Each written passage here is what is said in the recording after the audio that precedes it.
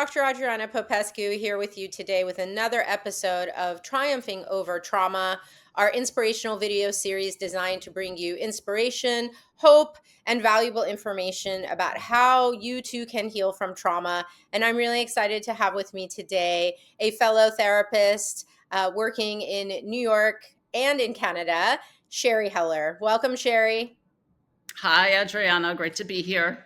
Thanks so much for being here. Can you share us a little bit about your story and how you ended up doing this type of work in your practice?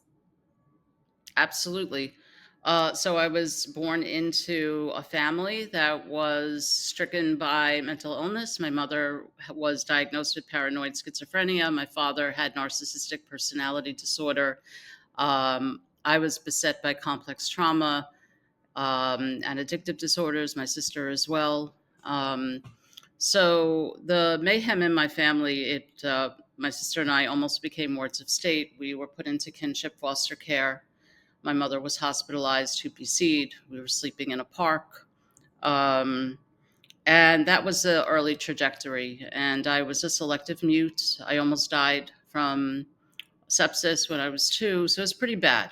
The Mhm. conditions were very, very bad. And so by the time I pursued therapy, I was at a point where I thought I had a lucid moment realizing I'm going to die. I'm going to either commit suicide or I'm just going to organically die in some terrible way if I don't take some action.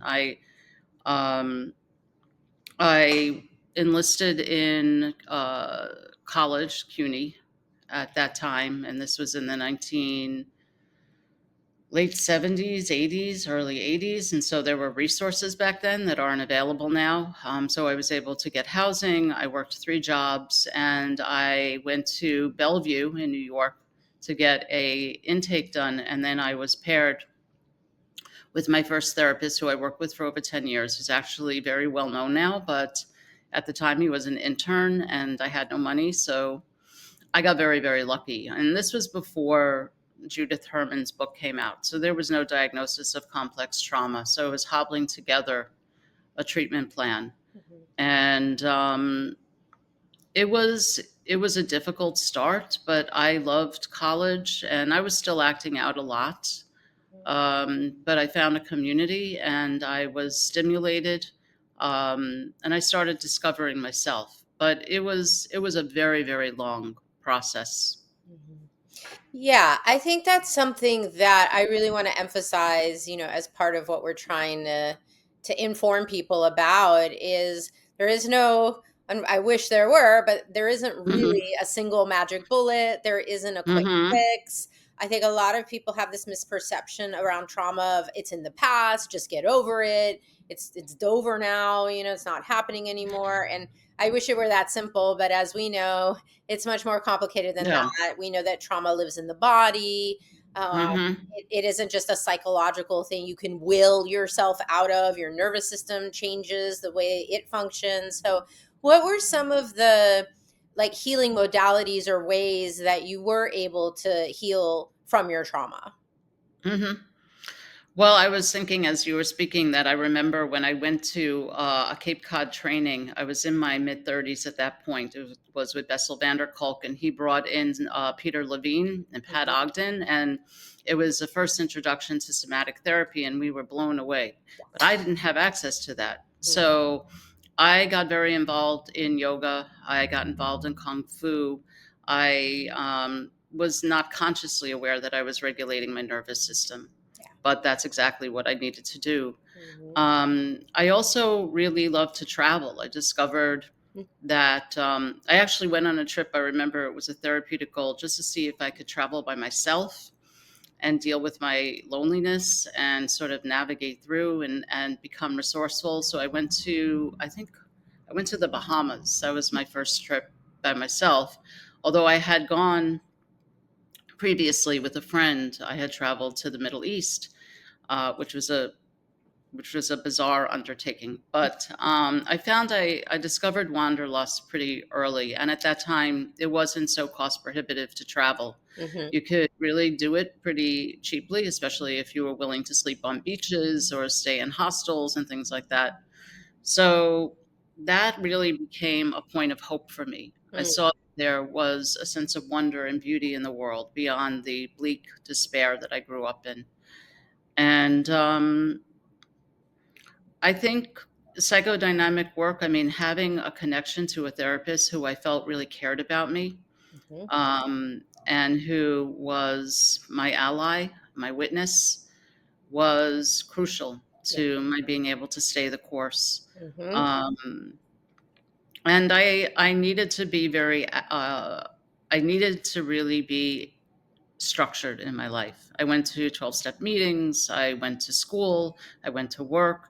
Um, In the early stages, I couldn't tolerate much spaciousness, which is all I crave right now, Mm. but back then, I really had to be vigilant, Mhm. and every hour of my day practically had to be accounted for just to get through it.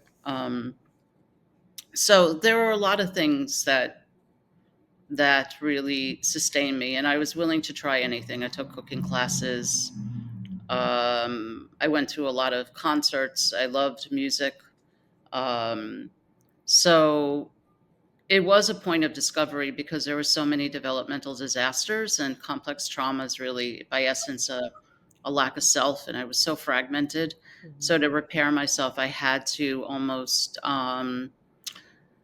engage with those developmental tasks that children get to engage in when they're young, get to play, get to explore. I discovered acting, which I also found to be very reparative, and later created a theater project for underserved women. That was about 16 years ago or so. But um, it was exhaustive. I mean, I really did everything and anything to discover who I was, including spiritual exploration, Mhm. and I was a glorified atheist. That was pretty much my indoctrination. So it was very odd that organically I was led in that direction. But I think self realization uh, organically takes you to a place where you ask yourself what's beyond the self. So yeah, it's almost as if you have to reparent yourself. You really have to do everything essential to just kind of rebuild and not just heal, but also repair and discover who you are. I love that because you're talking about how comprehensive it is. I think people sometimes Mhm. think healing from Yeah. trauma means you go to therapy, you work it Mhm. out there, you do some intense processing, probably a lot of crying, maybe some Mhm. screaming, and that's Mhm. it. But it is so much more comprehensive. It's more Yeah. holistic, right? Like Yeah. to heal from Yeah. trauma, we have to look at it physically, mentally, emotionally, spiritually, all of Mhm. it, is Yeah. critical to healing.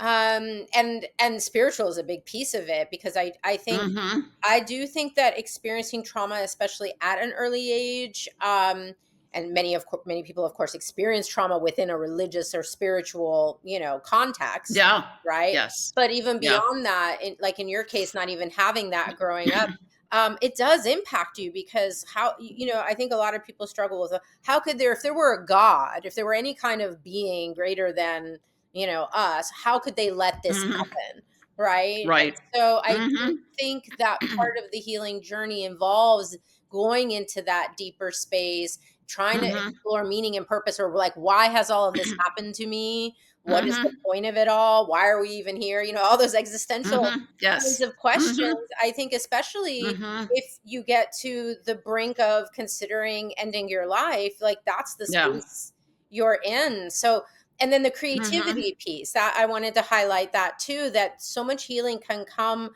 from creative processes, Mhm. art, music, acting. I Mhm. wonder if you could Yeah. say a little bit more about that, because that's kind of unique, Mhm. um, Mhm. to do Okay. healing through acting. Drama Okay. therapy, for example, I'm aware of. Yeah. Mm-hmm. Yeah. For me, I mean, I started acting. I went to a class when I was a child, actually. It was something, I don't know why it came to me, but I was curious. My father was an artist, and he was profoundly mentally ill, but I was exposed to the arts. It was a weird, weird juxtaposition, having so many books and having so much music, and my father was a painter. Um, but we were so unhinged. But it did, I think it was a godsend in that sense because it made me curious about the performance arts. And so I remember when I took acting as a kid, I really felt um, comfortable with others on stage. It was a place where I could come out of my shell because I was very shy, and I had a flair for comedy, which my teacher identified. I could really sublimate all my darkness through satire and kind of being dark in that way. And unfortunately, that was taken from me because as I started healing, my father pulled that away from me. So the credo in the family was to stay sick. Mm-hmm. And that was a huge loss for me. But I re engaged with it later in college. And then I re engaged with it in New York at a school, T. Schreiber School, which is, I think, a great school. And and what I discovered is it was really the first form of therapy. Any kind of artistic, creative expression works with metaphor, the Mm-hmm. language of metaphor, with symbols. And so it activates the subconscious in a very profound way. And there was so much reaction, so much insight, so much discovery. And even in the workshop I did, we wrote our own fairy tales. And through fairy tale, we also discovered facets of ourselves and our story that eluded us before. Mm-hmm. Um, so it also, you have to drop into your body, you have to access emotional memory. There's so much that goes into acting that is therapeutic, especially with trauma. Mm-hmm. So for me, it really it involved movement. It involved allowing myself to find myself through characters. So it offered me a little bit of distance, but it also connected me at the same time to myself because I had to access my own emotional memories in order, if you're going to be effective as an actor. But then doing a kind of a play that revolved around my story as a teenager and these stories of these women who workshopped material together. We did a lot of improv. We did a lot of we did our own eulogies, eulogizing the child who was lost to us, the parts that were lost, our innocence, our sense of safety, our ability to feel. So, and then we resurrected, and then we went into our rage, which is a big piece in all of this, is actually accessing instinctual aggression, which I think creative processes help with that. Mm-hmm. But that was also a big part of my um, my spiritual process. It was not about forgiveness. It actually was about rage. Mm-hmm. I thought it would be about forgiveness. I wanted to do a spiritual bypass and go right into release and letting go. And rather, I was really brought into darkness and had to deal with that energy. So I think creating meaning and working with creativity finds beauty in the ugliness. It really allows you to access pain in a way that makes it more approachable, you Wow. know? And so, uh, always, and that's why I love stories, and I've written short stories, and I love fairy tales, and all of that. I think speaks to in such a deep way to how mythic, life can be, Yes. and that's important because sometimes, especially, there's so much shame in being mentally ill, and so to find the heroism in it through these stories, through storytelling, through creative expression, I think is so uplifting. Mm-hmm. I agree. And what an incredible healing journey you've been on. Mhm. What would you tell Sherry, someone who was currently in the depths of that despair, of that struggle? What you yourself have been through. What would you tell them, knowing what you know now? Mm.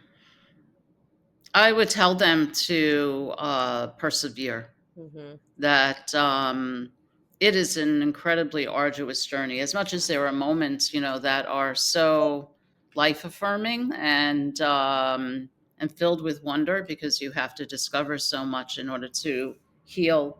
Um, it's exhausting.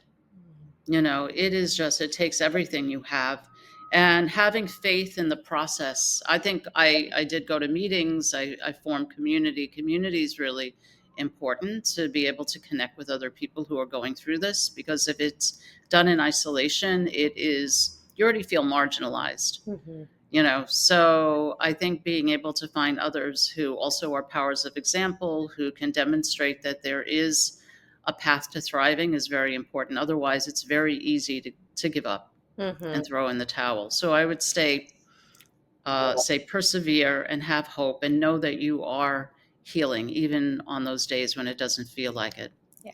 Yeah. It's not a straightforward path by any means. Right. It's twisty, Mhm. turny, every which Right. way. It's more of a roller coaster. Hmm. Well, thank you so much, Sheri, for sharing your story, your inspiration, your wisdom with us. If people want to contact you, if they want to find out more about your work, where should they go? My website, sherrytherapist.com. I spell my name Sheri. So it's just one word, sherrytherapist.com. And all Wonderful. my information is there. Wonderful.